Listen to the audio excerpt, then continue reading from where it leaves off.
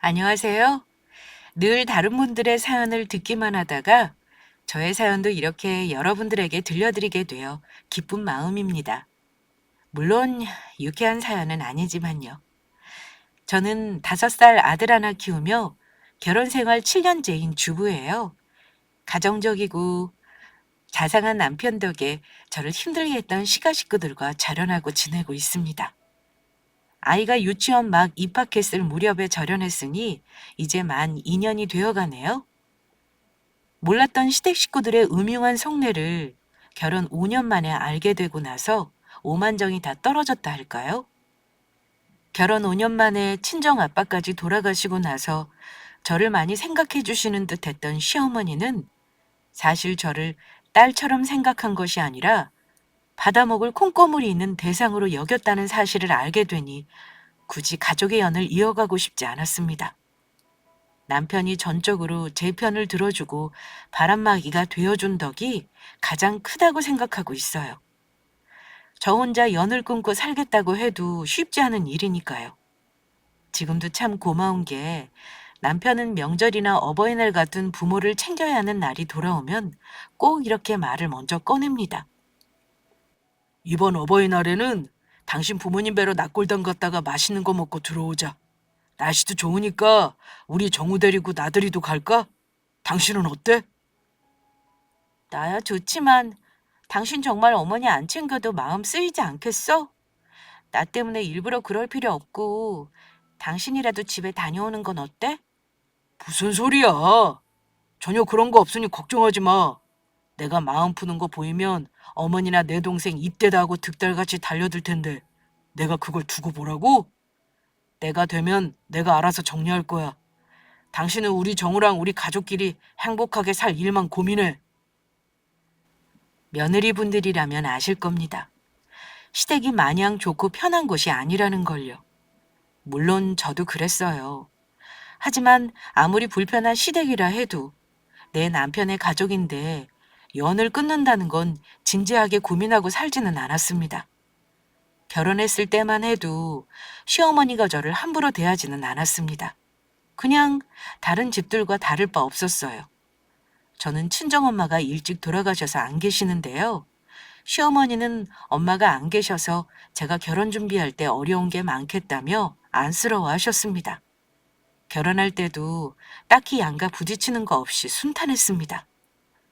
딱 한 번 어머니가 서운한 기색을 보이셨던 적이 있긴 한데 결혼 전 예물 예단 문제를 상의할 때였습니다. 원래 다들 결혼을 준비하면서 예물 예단 때문에 많이 다툰다고 하죠.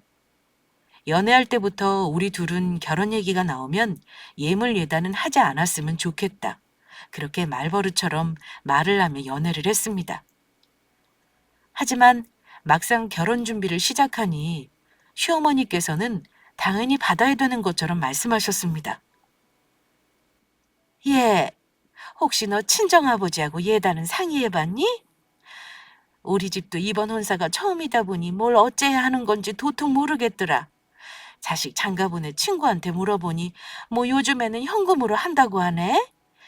상견례 전에 대충은 논의해야 할까 싶은데 생각한 게 혹시 있니? 남편과 사전에 의논한 것 때문에 잠시 대답을 망설이고 있는 사이 남편이 저 대신 어머니에게 말씀드렸습니다. 엄마, 제 얘기 기분 나쁘다 생각하지 마시고 들어주세요. 엄마도 저 힘들게 키우셨겠지만 이 친구도 장인 장모님이 그냥 키우지 않았다는 거 아시죠? 무남동료 외동딸 얼마나 애지중지 키우셨겠어요. 귀하게 키워서 남의 집 시집 보내는 건데 뭐 대단하게 받으려고 하지 않으셨으면 해요. 저도 집을 턱하니 해가는 것도 아닌데 부담 주고 싶지 않아서요. 어머, 누가 들으면 내가 뭐 며느리에게 대단한 혼수 바라는 시어머니인 줄 알겠다. 나도 아들 그냥 키운 거 아니야. 누구처럼 예단 목록을 주겠다는 게 아니라 그래도 양가 모두 개혼이니까 격식은 갖추자는 거지. 혜진아, 너 혹시 내가 이런 말 한다고 기분 나쁜 건 아니지? 네가 친정엄마가 안 계시니까 혹시 네 아버지가 모르시는 게 아닌가 해서 물어본 거야. 아, 그럼요, 어머니.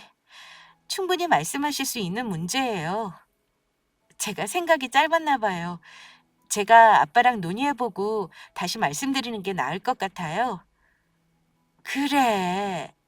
내 말 뜻을 잘 이해해주니 고맙구나. 친정아버지랑 상의해보고 우리 나중에 다시 얘기해보자. 솔직히 말해, 내 입장에서 나도 아들 너한테 주는 거 아니겠니? 하나 있는 아들놈 장가가는데 아무것도 안 하면 서운할 것 같아서 그래. 친척들 보는 눈도 있고 말이다. 다들 부잣집에 장가가는 줄 알고 얼마나 기대를 많이 하는지 내 돈을 보태서 해야 할 판이지 뭐니. 저는 결혼 준비하면서 양가 집안에 손 벌리지 말자고, 서로 부모님께 부담이 되지 말자고, 있는 돈으로 빚 안 지고 시골리고 그렇게 사는 게 맞다고 생각했습니다. 하지만 아들 가진 어머님 입장에선 그럴 수도 있다고 납득이 가더라고요. 집에 와서 친정아빠에게 얘기했는데 인사치레로 조금이라도 해야 되지 않겠냐며 그리 기분 나쁜 기색 없이 말씀하시더군요. 사실 아빠는 저 시집 보내면서 여건만 되면 남부럽지 않게 해주고 싶으셨다고 하시더라고요. 아들 가진 집에서는 그리 말할 수도 있지. 아빠는 너 시집 보내게 되면 아주 그럴듯하게 다 해주고 싶었어. 근데 니들이 부모 도움 안 받겠다 굳고 마다하니 도와달라는 것만 해주려고 한 거지. 이서방 집도 그리 넉넉하지 않다며? 이서방이 돈이 충분치 않다고 하길래 혹여 기분 상하실까봐 남자 쪽에 맞춰서 하려고 한 건데 정 그렇게 서운하시다고 하면 딱 기본만 하자. 그래야 나중에 시집가서 너 말 안 나오는 거야. 글쎄, 어머니 말이 이해는 가지만 솔직히 서운하긴 해. 우리 힘으로 한다니까 정말 보태주는 거 하나도 없으시단 말이야. 근데 무슨 예단까지 바라셔? 그럼 나도 예물 해달라고 해야겠다. 아무튼 어지간하면 시어머니가 하자는 대로 맞춰드려. 보태주는 건 없어도 자식들한테 기대지도 않으니 그것만 해도 어디냐. 금전적으로 자식들한테 손 벌리지만 않아도 좋은 부모라잖아. 아빠가 볼 때는 네 시어머니 너무한 수준은 아니야. 아빠는 우리 시어머니 정도면 상식 없는 수준은 아니라면서 원하는 대로 해주자고 하셨습니다. 하지만 솔직히 시댁 도움 없이 결혼하면서 예단을 먼저 얘기하셨다는 게 내심 속상하긴 했습니다. 결혼 전만 해도 남편이 직장이 대기업도 아니고 돈을 잘 버는 것도 아니었어요. 저 만나기 전까지 좋은 회사를 찾지 못하고 방황하며 자잘자잘하게 일하다가 저 만나서 데이터 회사에 입사하고 결혼할 무렵 겨우 자리 잡으려고 하고 있었고요. 그러니 모은 돈은 수중에 겨우 몇 천만 원 뿐이었습니다. 그 동네 어지간한 전세거리 얻을 정도의 돈도 없었어요. 시댁에서 도와주는 건 어렵다는 걸 미리 알고 있었고 다행히 친정아빠가 제 앞으로 20대 초반에 분양받아주신 제 명의 아파트가 있어서 그 집에서 신혼을 시작하기로 했습니다. 집 문제가 해결되고 나서 어머니께 말씀드렸을 때 제 손까지 잡아주시면서 너무 고마워하셨는데 설마 예단까지 기본적인 거 하자고 하실 줄은 몰랐어요. 그래서 정말 어머니 말대로 기본만 하고 예물도 받겠다고 했더니 어머니가 떨떠름하시긴 하셨지만 가지고 싶은 거 얘기하라고 하시더라고요. 그래, 기본만 하는 거니까 너도 적당한 걸로 예물로 골라보지 그러니? 같이 백화점 가볼래? 거기서 디자인만 보고 귀금속 상가 가면 똑같이 만들어준다고 하더라. 근데 저는 받은 브랜드가 있어요, 어머니. 그래도 결혼 예물이니까 원하는 걸로 하고 싶어요. 그럴 필요 없다니까. 다 브랜드 메이커 값이지. 디자인만 똑같고 가격은 훨씬 싸게 살 수 있다니까.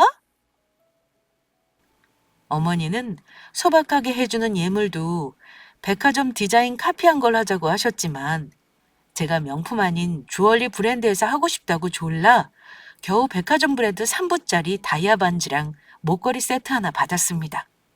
이 일로 남편이 저에게 얼마나 미안해했는지 몰라요. 남편 말대로 했으면 예단이고 뭐고 아무것도 안 할 수도 있었지만 아빠가 극구 해주고 싶다고 하시니까 남편도 못 이기는 척 뜻대로 수락한 거고요. 아무튼 결혼 전 시어머니와의 에피소드가 있다면 이 정도가 다였어요. 결혼 준비하는 동안 간섭하거나 이래라 저래라 하신 적도 없었습니다.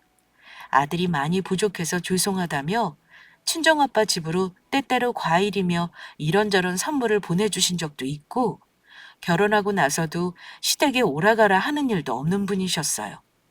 적어도 경우는 아는 분이라고 생각했습니다. 친정아빠는 외동딸인 저 시집 보내면서 더 잘난 집에 보내고 싶은 욕심이 왜 없으셨겠어요. 제 자랑은 아닙니다만 저희 친정이 못 사는 집도 아니고 아빠는 4층 상가 건물주에 부동산 자산만 몇십억 되시는걸요. 하지만 제가 오랫동안 만난 사람이고 어린들이 보기에도 딸에게 평생 잘해줄게 보이는 남자인 거 아셨으니 허락해 주신 거죠. 아빠는 혹여 남편이 우리 친정보다 형편이 어려운 것에 자격지심 가질까봐 종종 이런 말을 해주셨습니다. 자네 혹시 내가 어찌 자수성가해서 이만큼 살게 된 건지 아는가? 글쎄요, 저는 장인어른처럼 사업할 그릇은 못 되고 남의 돈만 벌어주는 월급쟁이라서요. 무슨 비법이라도 있는 겁니까, 장인어른? 나는 자네 나이 때 더 가진 게 없었어. 결혼도 못했었고 늘 가난했지. 하지만 세상에 성실한 사람 이기는 건 없는 거네. 자네는 가장 큰 장점이 성실하고 정직하다는 거야. 그러니 자네 지금 돈이 없다고 해서 우리 혜진이한테 미안해할 것 하나 없어. 내가 보니 자네는 나보다 더 그릇이 큰 것 같아. 우리 딸 결혼도 허락한 거야. 남편은 아빠와 대화를 하면 너무 즐겁고 말이 잘 통한다고 했어요.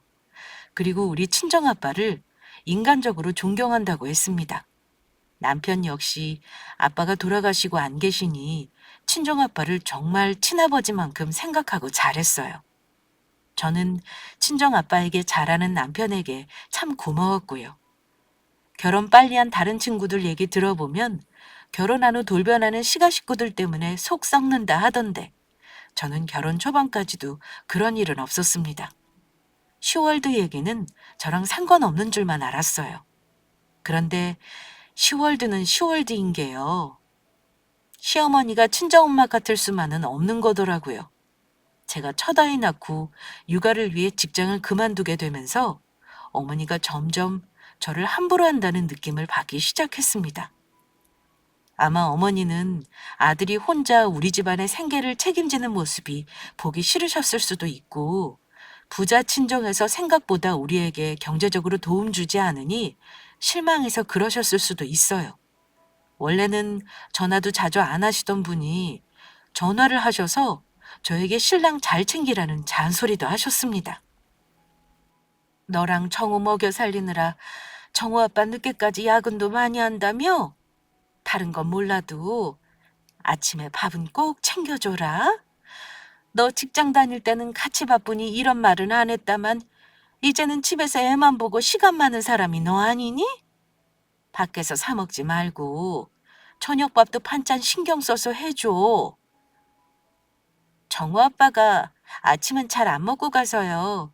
대신 저녁에는 신경 써서 하고 있어요. 어머니 걱정하지 마세요. 아침을 안 먹는다니. 네가 안 챙겨주니까 안 먹는 거다. 회사 가서 얼마나 배고프겠어. 안 되겠구나. 내가 반찬 좀 챙겨갈 테니까 내일부터라도 꼭 챙겨줘. 아기 보면서 반찬하거나 청소하는 것도 힘들어. 저도 챙겨 먹기 힘든 게 사실인데 어머니는 제가 집에서 편하게 놀고 먹는다 생각하시는 것 같았습니다. 제가 맞벌이 할 때는 전혀 그런 말씀하신 적 없으셨어요. 오히려 남편에게 서로 도와가면서 집안일 하라던 분이었습니다. 하지만 남편이 힘드니 집안일이나 애 보는 건 엄마가 하고 밤에 푹 자게 방도 따로 쓰라고 간섭을 하시기도 했습니다.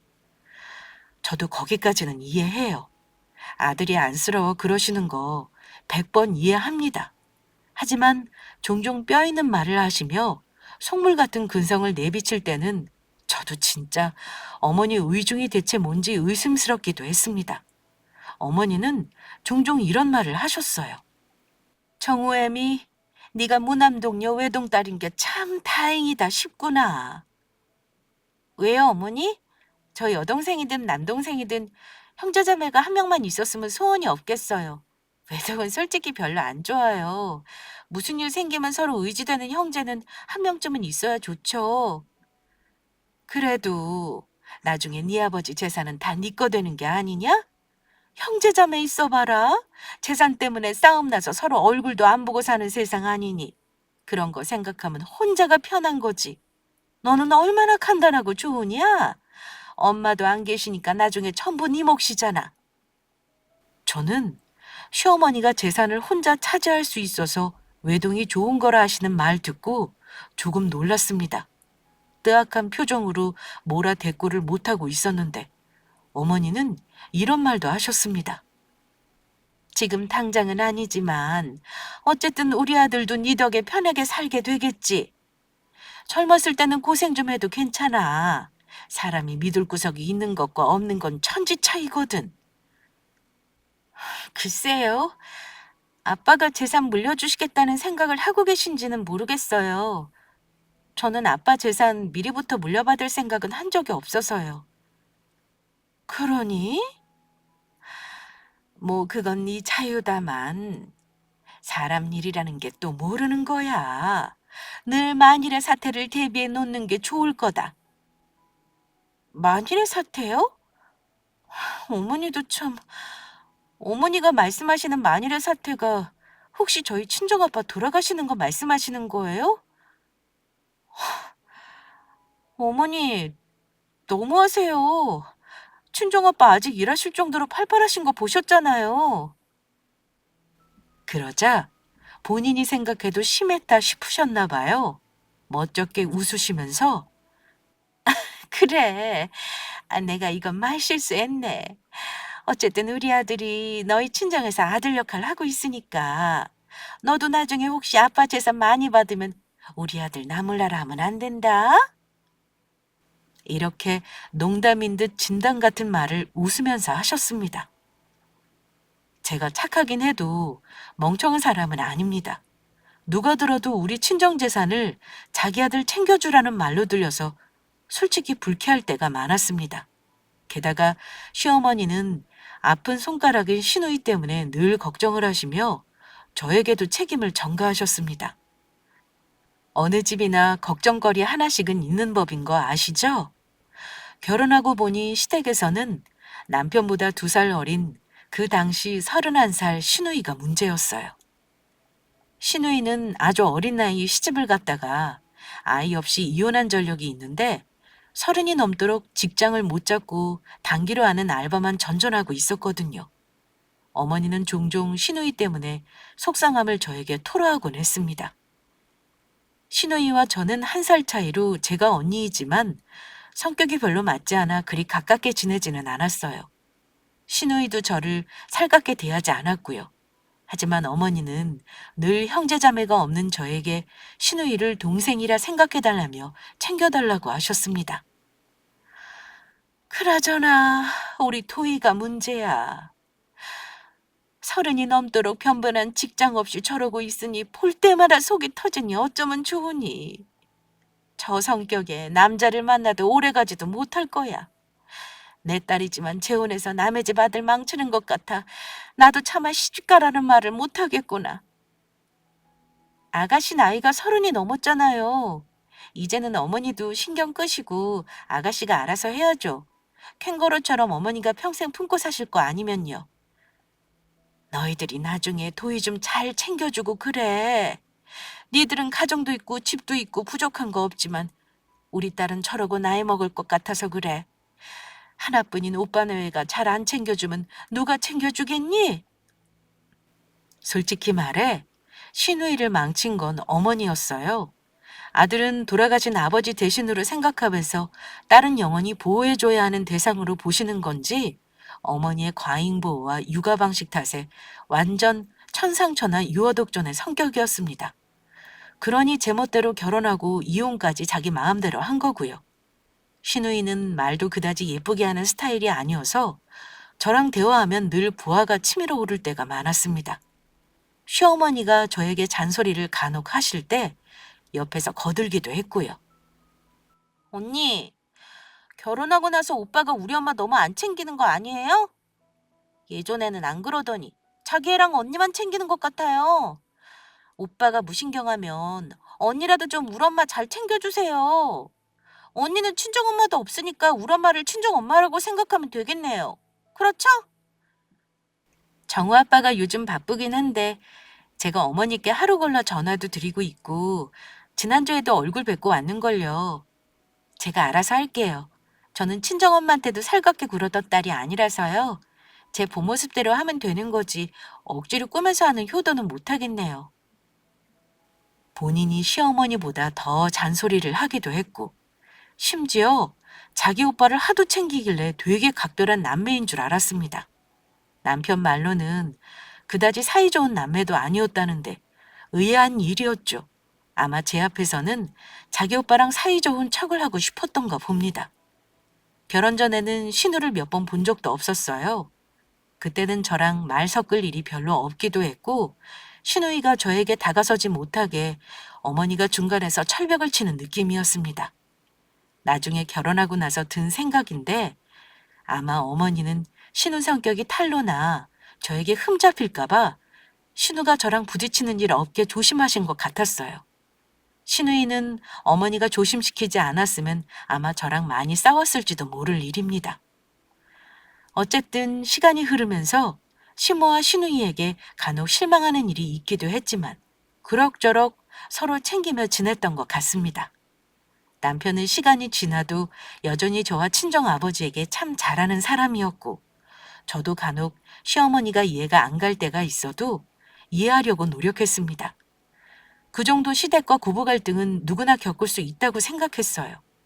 그 정도면 평범하고 무난한 삶이라고 믿었습니다. 아이 3돌 무렵 저에게 아주 큰일이 일어나기 전까지는 말입니다. 저는 어머니가 말한 만일의 사태라는 것이 예상치 못한 순간에 다가올 거라고는 꿈에도 몰랐습니다. 사고라는 건 뉴스에서나 보는 거지 우리 가족에게 일어날 거라고는 한 번도 생각해 본 적이 없었는데요. 여느 때와 다르지 않았던 평일 오후에 난데없이 걸려온 전화 한 통에 저의 일상이 완전히 무너지고 말았습니다. 친정아빠가 큰 교통사고를 당하셨으니 빨리 병원으로 오라는 경찰의 전화를 받고 저는 믿을 수가 없어서 사고당한 사람의 이름을 여러 번 되물었습니다. 김원철님 자제분이시죠? 아버님이 조금 전에 큰 사고를 당하셨어요. 지금 상태가 많이 안 좋은 채 실려가셨거든요. 얼른 병원으로 오셔야겠습니다. 네? 저희 아빠가요? 그럴 리가요. 아빠는 과속 절대 안 하시는 분인데 사고를 내실 리가 없어요. 사고 난 사람 이름이 정확한가요? 사고를 내신 게 아니라 음주운전 차량이 들이받는 바람에 정면 충돌해서 많이 다치셨어요. 일단 병원으로 오셔야겠습니다. 전화를 끊고 무슨 정신으로 병원으로 갔는지 모르겠습니다.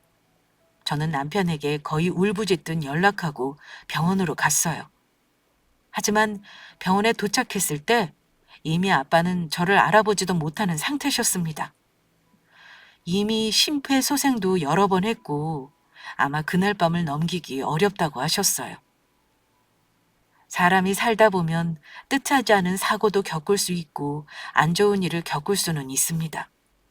하지만 그게 왜 하필 나와 아빠인지, 왜 이런 큰 사고를 당하는 사람이 우리 아빠여야 했는지 현실을 믿을 수가 없었습니다. 놀란 남편이 얼마 후 병원에 달려왔고 저는 남편을 붙들고 엉엉 울었습니다. 정우 아빠, 어쩌면 좋아. 우리 아빠 돌아가실지도 모른대. 지금 상태가 너무 안 좋으셔서 나도 못 알아보셔. 여보, 일단 진정해. 장인어른 괜찮으실 거야. 대체 어떻게 된 일이야? 남편에게 아빠 사고 정황을 얘기해 주셨고 그나마 저보다는 이성이 남아 있었던 남편이 의료진에게 착잡한 표정으로 설명을 들었습니다. 사고를 낸 사람은 음주운전 현행범으로 바로 연행이 되었다고 들었어요. 하지만 중요한 건 아빠 차를 박은 그놈은 살아서 처벌을 받으면 그만이었지만 우리 아빠는 생사를 오고 가는 상황이라는 거였습니다. 결국 의사 말대로 머리와 복부, 내상, 그리고 골절상까지 입은 아빠는 저와 작별 인사 한마디 없이 세상을 떠나고 말았습니다. 사랑하는 가족을 갑자기 떠나보낸 충격이라는 건 아마 겪어보지 않고는 얼마나 고통스러운 일인지 모르실 겁니다. 아빠가 돌아가시고 나서 그야말로 저는 정신줄을 놓고 있었습니다. 엄마 보낸 지 얼마나 됐다고 아빠까지 이렇게 보내드려야 한다는 게 억장이 무너졌어요. 무남 동료 외동에 의지할 형제자매가 없는 저는 의지할 사람이 남편밖에 없었습니다. 가족을 떠나보내도 누군가 한 사람은 현실적인 문제를 처리해야만 하는데 딸인 제가 해야 할 일임에도 남편이 옆에서 많이 도와줬습니다. 장례식 문제며 납골당 문제며 상조회까지도요. 친정아빠 교통사고 소식을 들은 시어머니도 많이 놀라시는 듯 했어요. 제가 정신이 없으니 남편이 연락을 했나 보더라고요. 빈소를 차린 당일 저녁 시어머니와 시누이가 찾아오셨습니다. 예, 얼마나 놀랐니? 나는 소식 듣고 금방 괜찮아질 거라 생각했어. 근데 이렇게 황망하게 가실 수도 있구나. 어찌 갑자기 이런 일이 일어났다니, 응? 네가 많이 놀랐겠다. 새언니, 세상에 이런 날벼락이 어딨대요? 오빠 전화 받고 무슨 뉴스에 나온 일인 줄 알았어요. 많이 놀랐겠어요. 암튼 이제 우리 왔으니까 정원은 우리한테 맡기고 조문객도 신경 쓰세요. 저도 아직 실감이 안 나요. 그래도 며칠은 버티실 줄 알았는데. 소식 듣고 병원에 왔을 때 겨우 아빠 얼굴 한 번 본 게 다예요. 아무튼 이렇게 와주셔서 고마워요, 어머니. 아이고, 너는 이제 친정에 기댈 곳이 아예 없어졌구나. 우리 아들이 안 그래도 네 친정에서 아들 노릇 했다고 들었다만 당분간은 아들이 뒷수습하느라 정신없겠네. 너는 신랑한테 다 맡기고 마음부터 추스르렴. 기댈 곳이 없어졌다는 말을 콕 집어 하신 탓에 속이 좀 쓰리긴 했지만 그래도 이때까지는 찾아와 주신 시어머니와 신우에게 고마운 마음만 들었습니다. 그동안 서운했던 것들이 뭔가 사그라드는 기분이었어요. 아무리 시어머니라 해도 조부만 하고 가셔도 되는데 늦은 시간까지 계시면서 저를 도와주셨고 아이도 봐주시겠다며 데리고 가셨습니다. 발인 날 다시 오겠다고 하시면서요. 아빠가 사업을 하셔서 그런지 손님이 끊이지 않았는데 조문하러 오신 아빠 지인 중에는 변호사며 경찰이며 시의원이며 아무튼 지역에서 오래 알고 지내신 저명한 분들이 참 많이도 오셨더라고요.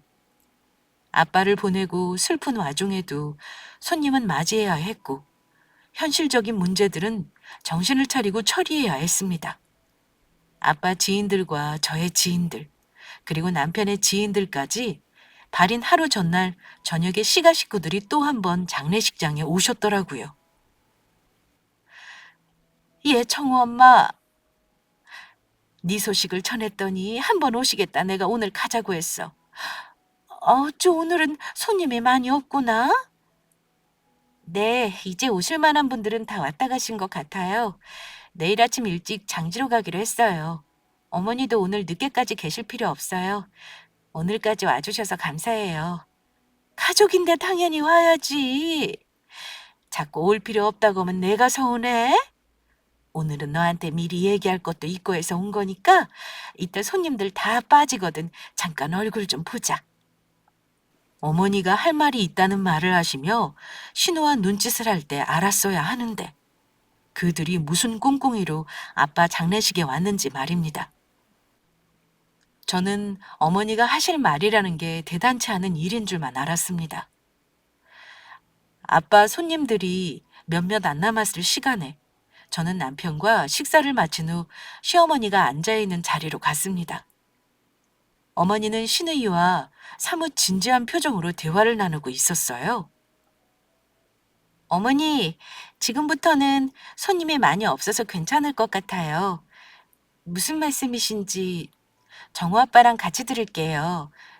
뭐 나쁜 일 있는 건 아니신 거죠? 혹여 친정아빠 돌아가신 것도 모자라 시어머니에게 무슨 안 좋은 일이 있나 싶어 괜스레 걱정이 되더라고요. 나쁜 일이 초상 치르는 것보다 더한 게 있겠니? 그런 거 아니다. 중요한 얘기를 네 친정아빠 장례 끝나기 전에 해야 너도 준비를 할 것 같아서 마음먹고 하는 거야. 지금부터 엄마가 하는 말 잘 들어. 어머니, 우리 집사람 지금 실없는 거 아시면서 꼭 지금 얘기를 해야겠어요? 무슨 말인지 모르겠지만 나중에 장례 끝나고 하시자고요. 남편은 중요한 얘기가 아니면 나중에 하자고 했지만 옆에서 시누이도 어머니를 거들었습니다. 오빠 모르면 좀 가만히 있어. 우리 집에 중요한 문제란 말이야. 오빠만 믿고 있다가는 도저히 안 될 것 같으니까 엄마가 어렵게 결심한 거라고 방해하지 말고 좀 있어줄래? 여보, 아가씨, 저 괜찮으니까 두 사람 싸우지 말아요. 어머니, 하실 말씀이 뭔지 지금 얘기해 주시겠어요? 그러자 어머니는 헛기침을 한번 하시더니만 얘기를 시작하셨습니다.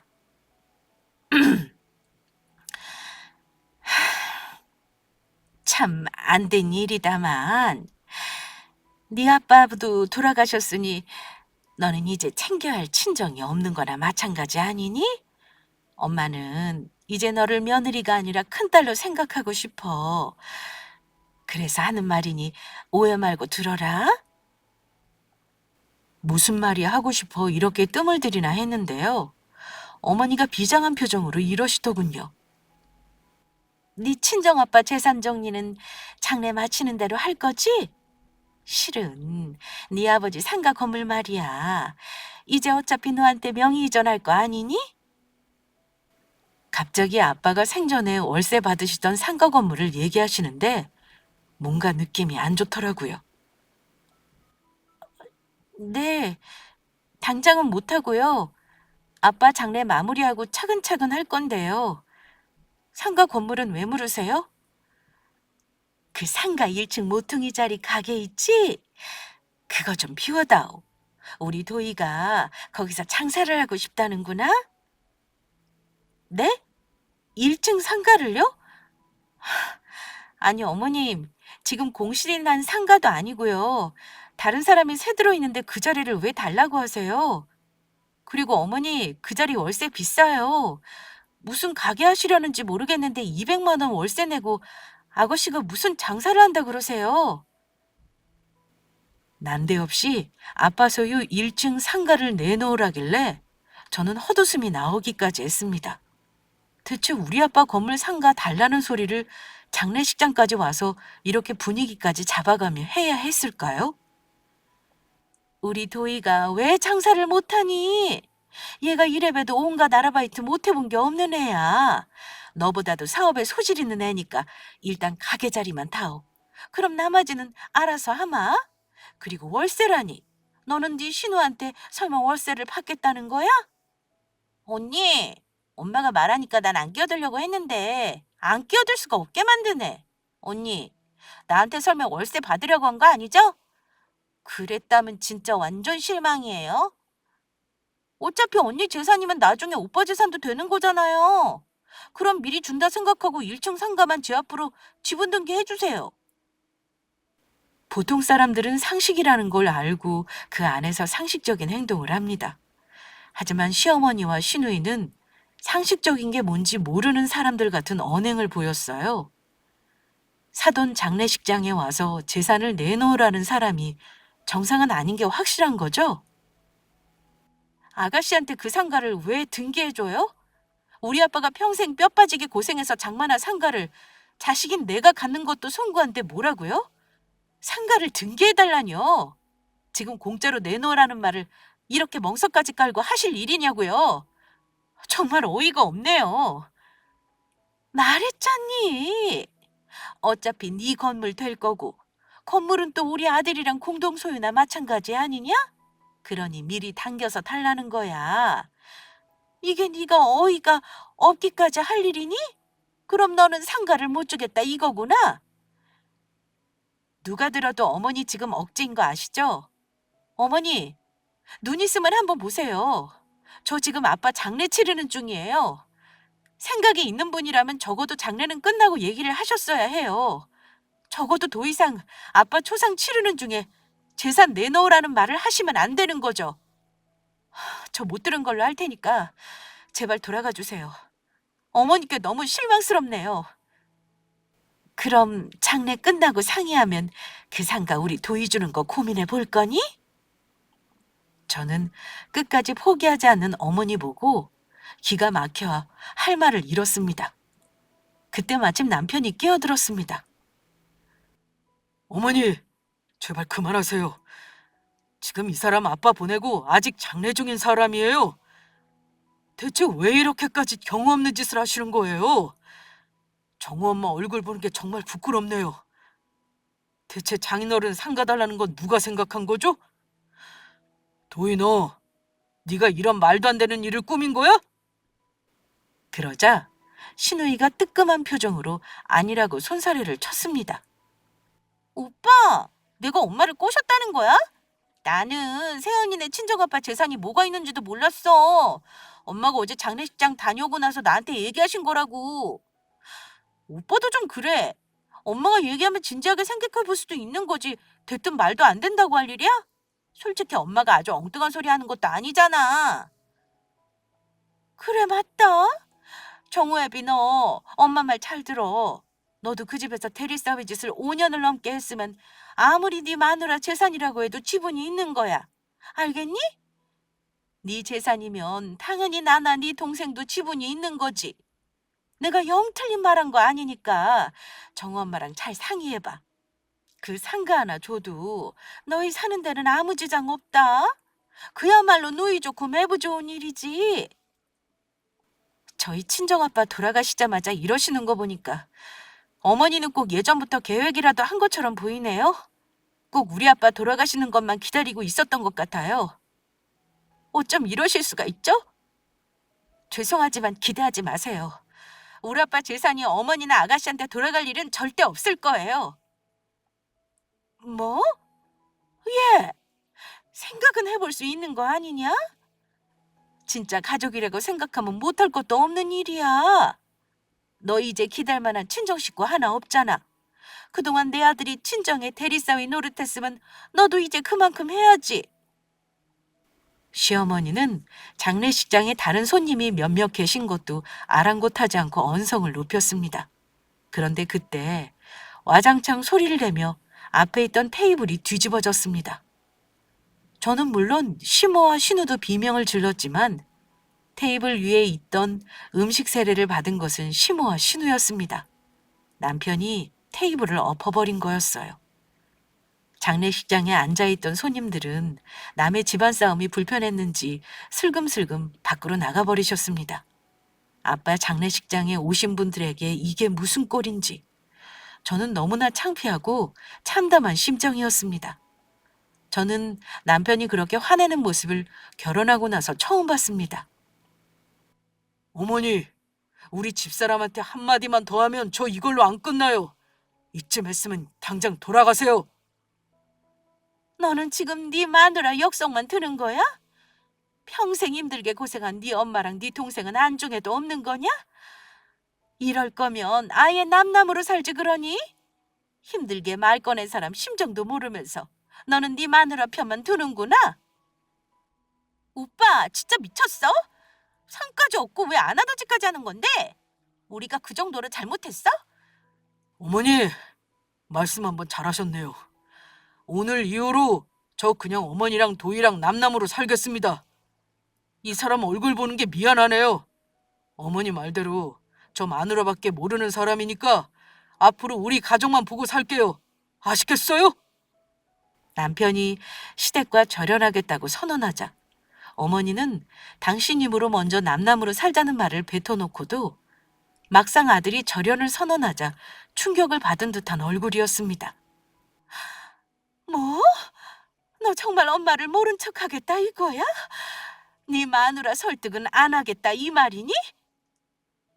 말이 되는 소리라야 설득을 하죠. 어머니 같으면 가지고 있는 아파트를 공짜로 며느리한테 줄 수 있어요? 절대 못 하실걸요? 어머니가 방금 우리 집사람한테 한 행동이 강도짓이라는 거 알아두세요. 더는 할 말 없으니 돌아가세요.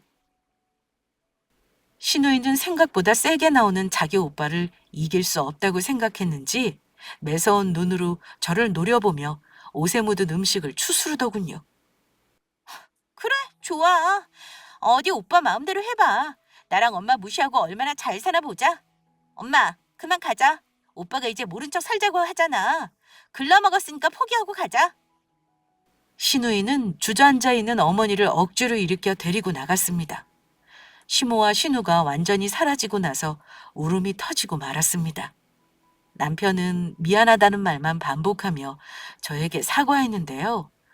절연 선언까지 한 남편이 고맙기도 했지만 그래도 가족인데 안 보고 산다고 하는 마음이 불편할 것 같아 걱정이 되었습니다. 여보, 정말 미안하다. 우리 어머니가 이런 요구를 하실 거라곤 정말 예상 못했어. 장례도 안 끝났는데 못 볼 걸 보게 해서 미안해. 앞으로 우리 엄마랑 도희는 얼굴 안 보고 살 거니까 당신 아무 걱정하지 말고 내가 하자는 대로만 해. 남편이 이렇게 말해주니 저도 차츰 마음을 진정할 수 있었고 이튿날 아빠의 장례식을 잘 마무리할 수 있었습니다. 아빠를 보낸 것도 실감이 안 났고 사망신고를 하면서도 현실감이 없더라고요. 그만큼 갑작스런 일이었지만 충분히 슬퍼하는 시간을 가진 지금은 아빠를 추억할 수 있게 되었습니다. 저는 아빠가 평생 마련하신 재산을 상속받은 덕에 너무 감사하게도 앞으로 일은 안 하고 살아도 될 것 같아요. 아이 육아 열심히 하고 남들에게도 베풀고 봉사하며 살고 싶은 게 제 꿈입니다. 아빠 장례식 이후 저는 시모는 물론 신우이와도 아예 연락을 끊었습니다. 벌써 절연한 지 2년이 다 되어가고 있어요. 남편도 화가 많이 나서 안 보고 살겠다고 한 거라 아직도 자기 가족과 연락하고 싶지 않아 합니다. 흔히 하는 말로 내가 어려운 일을 당했을 때 주변 사람이 누가 있는지 보면 내 사람인지 아닌지 알게 된다고 하죠. 친정아빠가 돌아가시고 나서 바로 재산에 눈독을 들인 게 시모의 속마음이라고 생각하니 참 마음이 아프고 씁쓸하더군요. 중요한 건 지금은 모든 갈등이 해소되었고 안정된 가정생활을 하고 있다는 거예요. 끝까지 제 편을 들어주고 저의 입장을 대변해준 남편에게 이번 기회를 통해 다시 한번 고맙다는 말을 전하고 싶네요. 시댁과 절연한 저의 사연은 여기서 마무리하겠습니다. 감사합니다.